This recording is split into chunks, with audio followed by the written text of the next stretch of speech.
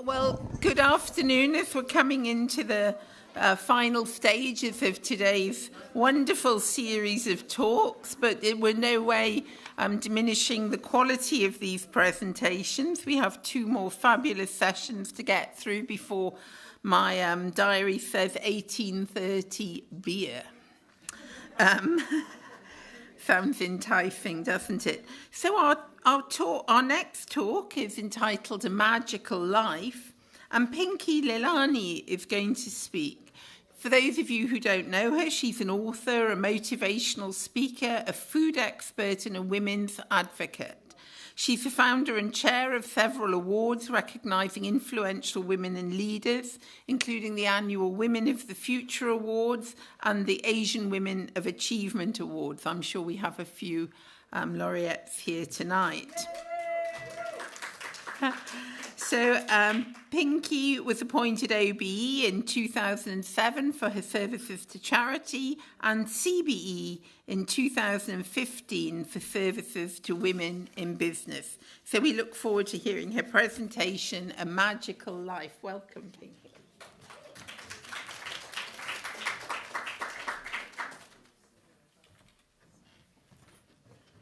Thank you so much for that introduction. It's such a huge honor and privilege to be here today. I want to begin by saying a very big thank you to Rashmi Jolly, who's been my friend for so many years, and she's taken the risk of introducing me and had the courage to introduce me to Nilofer, who has been incredibly interesting to work with. It's such a huge privilege and honor to be here, and I'm really, really happy to be here today. Now, it's a great time to be living in the UK. Diversity is high on the agenda, and I can tick all the boxes. I'm a woman, ethnic minority woman, a Muslim woman, and I'm an older woman, and I'm disabled. And you may wonder in what way I'm disabled. Well, about 25 years ago, I developed a very serious hearing problem. So I am profoundly deaf and wear two very powerful hearing aids.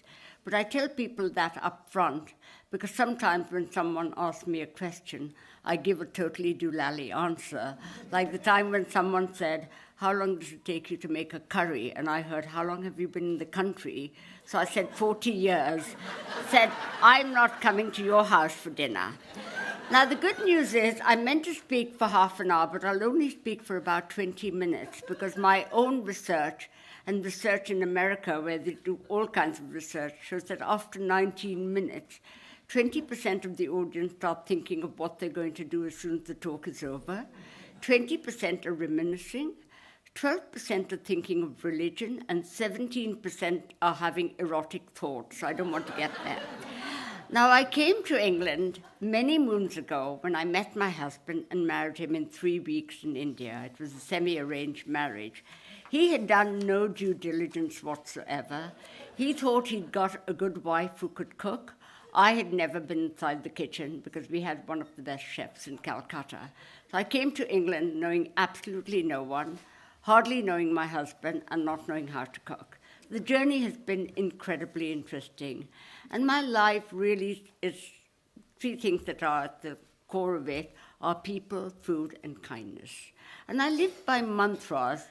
And today I'm going to be talking a little bit about my journey, which brings me to why my latest book has come out, which is my memoirs, and tell you why they've come out and what my journey is. So the mantra, I've done this. I hope I listened to him right. Yes. So my mantra is, you have not lived a perfect day unless you've done something for someone who can never repay you. So for me, kindness lies at the heart of everything I do. And the other one that I love is, if you want to go fast, go alone. If you want to go far, go together. And for me, it's really choosing go together. And I'm so pleased. So many of my friends have actually come here today, and they're the people I've been on the journey with. And that at one of our award ceremony with Cherie and Sadiq Khan and everybody else. So to begin this, this whole journey of how I am, where I am, with having no aspirations of working. I love cooking only because I had to learn to cook, but I love having people over to my house. And the first thing after I learned to cook, I started inviting as many people. And my first job, actually, I had no aspirations of learning how to cook. I had my children and then started inviting people. And one woman said, will you teach cookery to adults? We'll pay you £11 an hour for 2 hours. And I thought, that's amazing. So I said, yes. So I started teaching cookery to adults. I just loved going in for 2 hours. And, obviously got to know a lot of people. And everybody said, you must write a book. So I said, that sounds amazing. So I wrote my first cookery book called Spice Magic and self-published it, had it all delivered to my house. And then after selling 100 copies, nobody else wanted any. So I started bringing up Waterstones, books, etc., saying, will you stock my book? And they said, are you a celebrity? Are you on television? And I said, no, nobody wanted to know me. And that you have to be creative. So I decided, I started bringing them up and say, suppose I bring my electric wok and make masala wala aloo in 5 minutes. Will you let me sell my book? And I think after all of them saying no, one person felt very sorry for me on Tottenham Court Road and said, we'll let you do that. We'll serve some wine in case your potatoes are no good. But I went in with the electric wok and the masala wala aloo, and that really worked. And my spice box.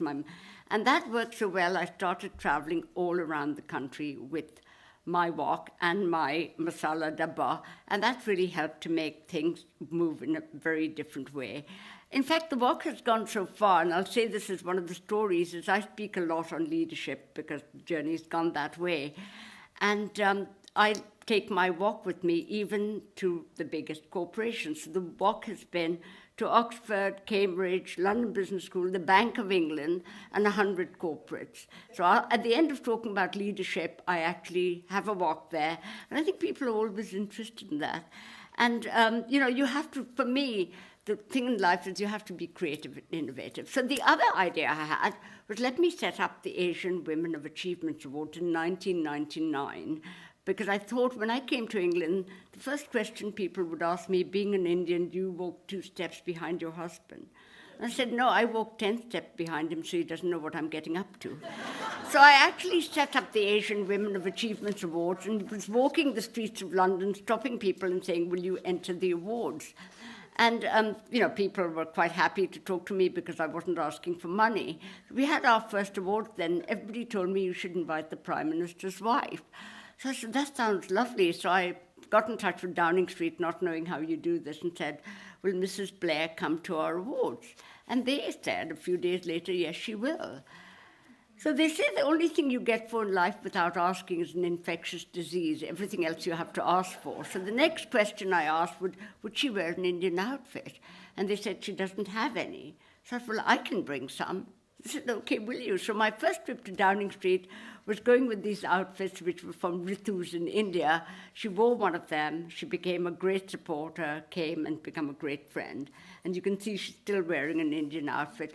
Going on to our next thing that's my cookery book, the first one, Spice Magic. And I wrote a second book called Coriander Makes the Difference, because dhania is so important in my life. And that was very easy to sell because by then, before it even came out, I'd almost sold all the ones I self-published. So, it's a difficult journey. And you may wonder, I'm here because of my latest book, which is called Some Kind of Wonderful, and they are selling it here. Why did I write that? It's my memoirs. And actually, a year and a half ago, it was September 24th. I had a lovely day. I went to Lord's Cricket Ground. I was in a box with Theresa May, and we were watching cricket. And after that, I went out for dinner to the Dorchester. And after we went home, my husband drives into the driveway, and I get off the car, and he parks the car. And when he came out 2 minutes later, he found me lying unconscious on the driveway, bleeding from the head. And he had to send for the ambulance. And for a whole week, I was in and out of consciousness. They didn't know whether I would live or die. And I actually woke up finally, and obviously with someone, they wanted to keep me there to see if I had any cognitive difficulties. So here's the hearing disability, then this cognitive. So life is full of challenges. And they kept me there for 5.5 weeks. And I run several programs around the world, and they were actually being on. And when I came out, as I said, I have my son married an American-Chinese girl, and I have 2 little grandchildren. So people said, you must write your stories. That's why memoirs have come out. It's really my story and my journey, and that's why they're there. Going back to my, things about storytelling, about 12 years ago, my younger son said, Mum, I want to go to do my MBA at Science Business School, Oxford. And being a good Indian, I said, yes, go to Oxford. That'll be amazing. So he goes round Oxford, and I say, I'll come with you. So he goes, and then I go to the office and say, what do you guys do for women? They kind of looked at this middle-aged Indian woman and said, what do you do? So I told them what I did. We left. He got in. I was so pleased. And I got a call from them to say, will you be the keynote speaker on the first day of term to the women's alumni? And I said, oh, my God, that's so exciting. How can you ever say no to Oxford? So there I was telling my son, I'm giving the speech on the first day of your term. Don't tell any of the women, because if I screw it up, nobody will go out with you. But he actually married one of them, and she is an amazing, amazing person. So the journey's been interesting. So I have 2 little grandchildren who are actually Chindians, as they say. Now, I'm just going to tell you a bit about, how all the work I do, but very quickly, these are the kind of companies that support all my programs. So we have some amazing, amazing brands. And they've been there because of relationship building. And so these are all, having begun the Asian Women of Achievement Awards in 1999, if anybody wants to come next week, is the 25th anniversary of our awards. We're delighted. We've had the most amazing, amazing people. And we've been very lucky. King Charles, everybody, so many prime ministers, they've all come, because I've always asked, the most they'll say no. So, but then going on from the Asian women, I decided in 2006 that I want to do something for all kinds of women under 35 who lived in the UK. And I said, I have this, you need support in everything. So at midnight, I remember emailing Sherry Blair, and she was still at number 10, and I said, will you support a new program I want to do? And in 5 minutes, she was back saying, of course, I'll support you. So we went ahead with that award, and that's for women under 35 in the UK of all backgrounds. Then I set up the network. Then we set up an ambassadors program for schools and a summit. So we've gone quite far. We also, you talk about, the reason I tell these stories is if I can do it, anyone can. After coming here and hearing all the speakers, I thought there was such hard acts to follow that maybe I should go away while I still have a reputation, because they were really, really difficult. But I'm just sharing my stories because I feel if I can do that, so can you. So the Women Future ESG, I didn't know what that meant 3 years ago, and we launched it. But the heart of everything I do is kindness leadership, which we set up the first Kindness and Leadership Award in 2018, and I actually opened the London stock market with Her Royal Highness Princess Badia. And we had the list published by the FTO, or our media partners. And we've taken it to Asia Pacific now, so we have people from that region. And then there's the Asian Women of Achievement Board. So the power of the network, what helps us most is have people who will be with us on that journey. And I think you have to just seek out new people all the time. I'm so lucky with Her Royal Highness the Duchess of Edinburgh. You'll be slightly, it's quite strange way things happen, everything, the serendipity. But I was the master of the household at Buckingham Palace. I was doing quite a bit of work with him, and one day he told me, Pinky, will you come and do an Indian cookery session at the palace for the royal chef and his whole team? And I said, well, that'd be lovely. That's about 12, 13 years ago. So I went for 3 hours and gave a lesson to the royal chef and his team. And the other thing the master of the household said, you must meet the Countess of Wessex, Sophie. So he actually introduced me to her, had tea with her at the palace. And at the end, she said, Pinky, how can I help you? And I said, you know something, I'd love a good brand like Burberry to support us. And she kind of said, I know the chairman, I'll connect you, Sir John Peace. And he's actually chairing my judging panel. So that was last year when we had the Kindness and Leadership list published. We've been to all kinds of places. The King has come twice to our award there, the year he got married. And my favorite, this program here called Desert Island Disc. I don't know how many of you are familiar with it, but it's on the radio and it's very... And I was on Desert Island Disc, and they asked me what book I'd take with me. And I said Elif Shafak's book, The 40 Rules of Love. And that is one of my favorite books. And there's a picture of Elif with it. And then the thing that I really concentrate on are what I call the 7 Qs. That's the philosophy that I have developed.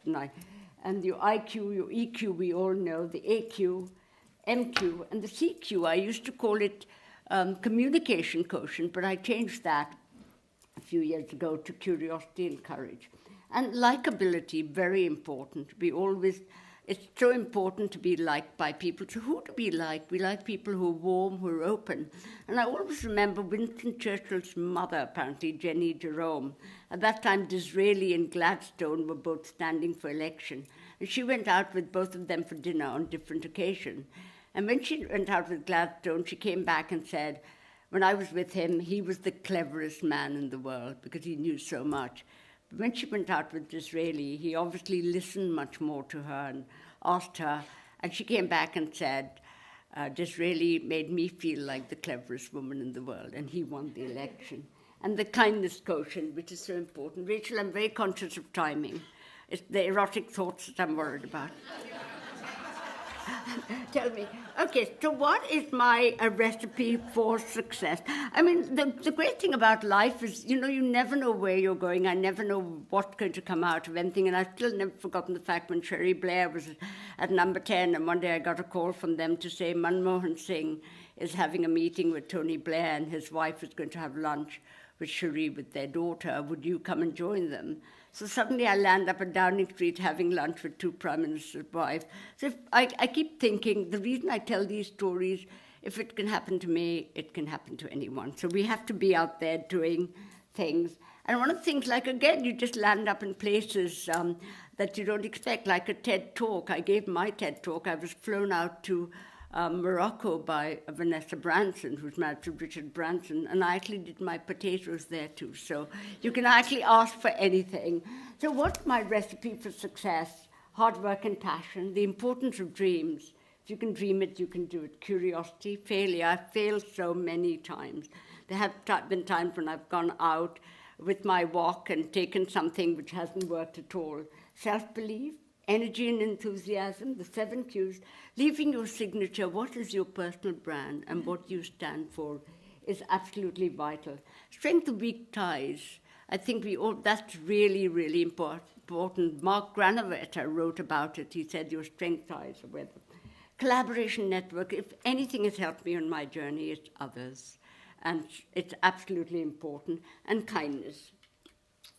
So if I have seen further, it is by standing on the shoulders of giants. So Theresa May has been amazing and been coming to our awards for about 15 years. There's me with Jimmy Chu, and not me, it's actually, he was at the other picture, but the two high commissioners. And I think I was very lucky to have been invited to meet Michelle Obama when she was last here, Miriam Clegg, again, her husband, a great person I admire. And I'm a deputy lieutenant for London, so I have to go and receive sometimes people. So with Prince William there. So if you can dream it, you can do it. And I always want to open doors for others. So one of the things I often say, we have the women outside number 10. Every time I run the awards and we're in touch with anybody, I say, can I bring 30 women to visit number 10? Because they wouldn't have been there otherwise. And so there they are. We take them. We've taken them everywhere to Buckingham Palace. On their journey. And sometimes you venture into places where I knew nothing about Liverpool Football Club, which was such a leading club. But the manager at that time was nominated for our kindness list, and so I started doing work with them, and they invited me to come up last year to watch a Liverpool Football Club match. So I went up there, and I'd never been there, and suddenly I was sitting in the audience behind Sadiq Khan, and I know Sadiq obviously has come, and I started getting WhatsApp messages from friends saying, why are you at Liverpool Football Club? So how do you know I'm there? They said, you're on television. Why am I on television? Because you're sitting behind him. And he was being bad-mouthed because for what he'd done. So you can all land up in different places. Now, I want to say that kindness is never forgotten. This is what I really want to end with. Is that many years ago, I had a client. I used to have several clients where I was teaching cookery for the big supermarkets, and one of them told me, can you take me to some different food-eating places? So I said, let me take you to this Burmese restaurant in Edgware Road called Mandalay many years ago. When we went in, it was a small restaurant, and the man was coming around who owned it, and he said, you look Indian or whatever. And I said, yes, I am. He said, I'm alive today because of a man, when I escaped from Burma in 1942 and came to Calcutta, we were all going to be killed. But this man saved my life, and I'm alive today, and he's an Ismaili man. So I said, I'm an Ismaili. I said, maybe you can name him, and I can maybe know him. And he said his name was Khan Bahadur Dasani. And I said, that's my grandfather. So 50, 60 years hence, you know, you still, kindness is never forgotten. So the true meaning of life for me is to plant trees under whose shade you do not expect to sit. And I'll end with something that I always do, and it never backfires on me, is I love having people to my home. So if anybody ever wants to come and have masala wala aloo or coffee, just get in touch with me, and you're always welcome. Thank you so much, Rashmi, and thank you.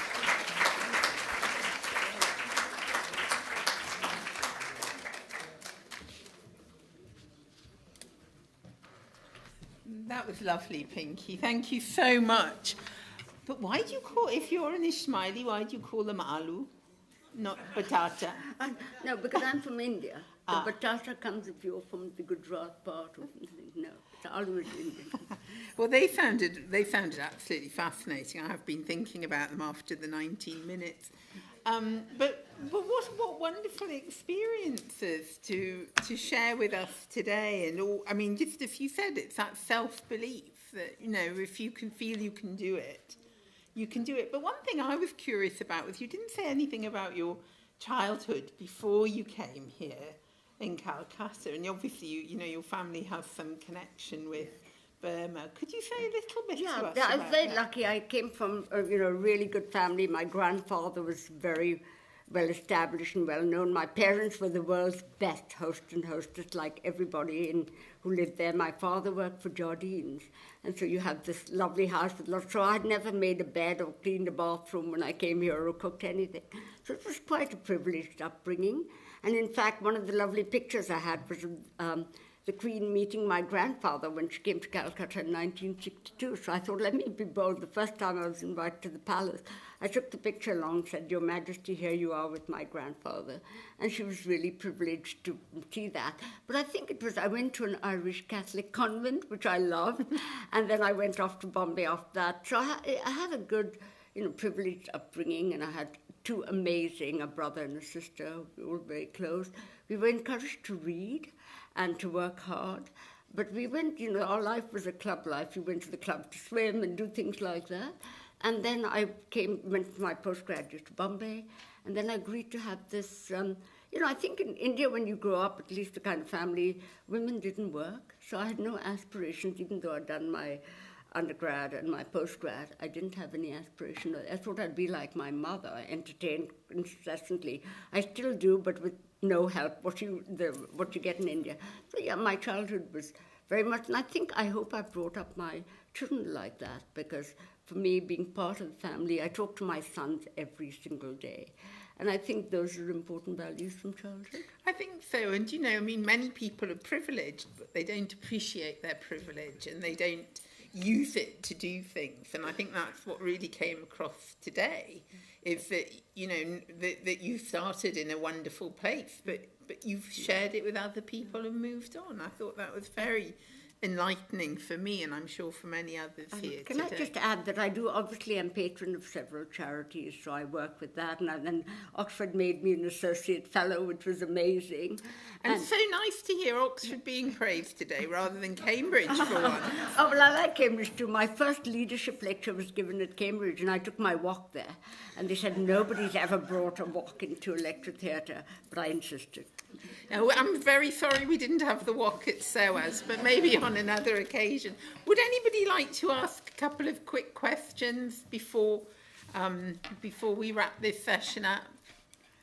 Thank you, Pinky.